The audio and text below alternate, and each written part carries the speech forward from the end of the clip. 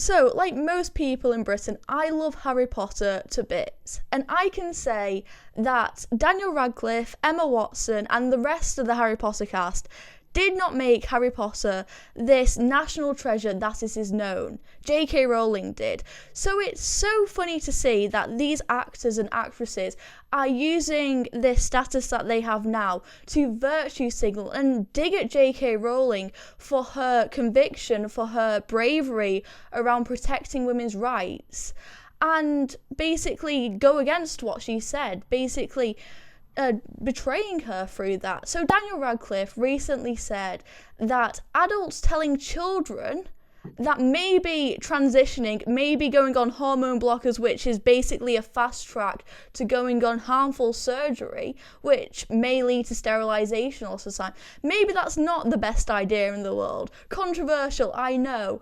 And he said that they were condescending for doing that. Adults who are concerned about the safeguarding of children are condescending, and that we should just trust children.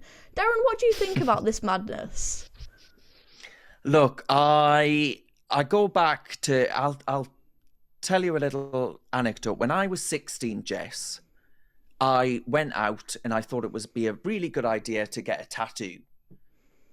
I look at that tattoo these days and I think, my God, what was 16-year-old me thinking? It was a totally stupid thing to do, right? And many of us have done it. It's why tattoo removal is one of the most successful growing parts of the economy in the United Kingdom these days, and I dare say throughout much of the West. But if you consider the fact that, I was 16, I made that mistake.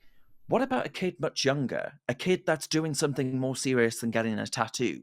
Right? A kid that is being placed on hormone therapies, hormones, replacement therapies, even, where we don't know the long-term impacts of these things.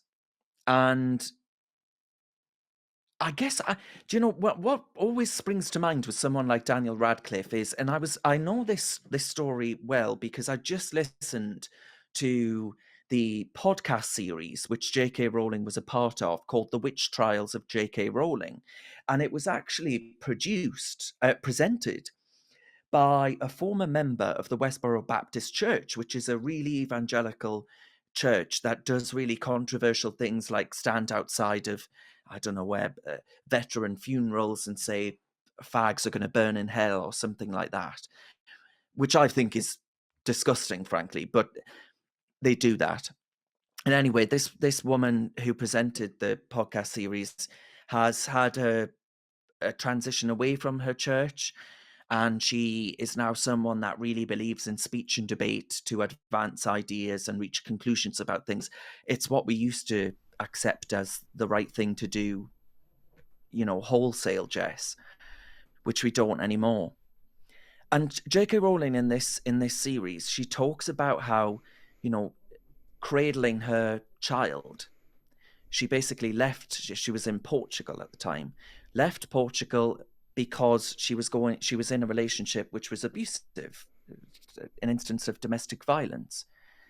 And that's why J.K. Rowling is so passionate about the access to single-sex spaces, because she knows what it's like to genuinely fear about the difference in the physical strength and the application of that strength of a male person.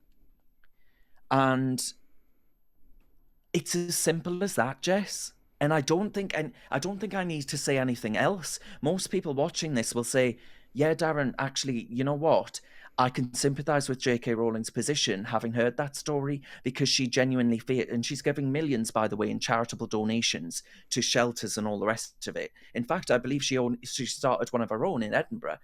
And I heard that story, and it sort of reminded me of people I've known from my past and all the rest of it. And you look at someone like Daniel Radcliffe, and he will never, Jess, know what it's like to grow up as J.K. Rowling did, never knowing when you were going to be able to make the next paycheck, never knowing if you were going to be able to escape this man, never knowing if your child, maybe one day in a similar situation.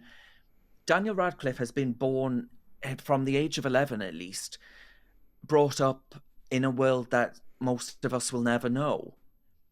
And, you know, in the last recording that we just did, which I would urge people to seek out on Just Stop Oil, we spoke about how this is a form of, you know, virtue signaling, where it's like luxury goods signaling, where you wear the latest Louis Vuitton, and people have just replaced the Louis Vuitton, Jess, with opinions. And I think that's what Daniel Radcliffe is doing. He is a mediocre actor that without Harry Potter would be in, I don't know, some pantomime at Christmas maybe. But he is a mediocre actor that was given the greatest platform that any young actor could ever have hoped to receive, from the brilliant creativity, ideas, and frankly, the phenomenal success of her as a writer that J.K. Rowling blessed upon him. So I've got absolutely no time for this little twerp, this entitled little twerp, or any of the rest of them, to be quite honest with you. And for the rest of my life, Jess, will probably say the same thing. I understand what J.K. Rowling is saying. I think her position is perfectly reasonable and admirable. And I don't know about you, but I've got no time for Daniel Radcliffe or any of the others. Have you got what it takes to be a reasoned presenter? Well, send us a short clip of yourself to join@reasoned.uk, and we might be seeing you on this very channel very soon indeed.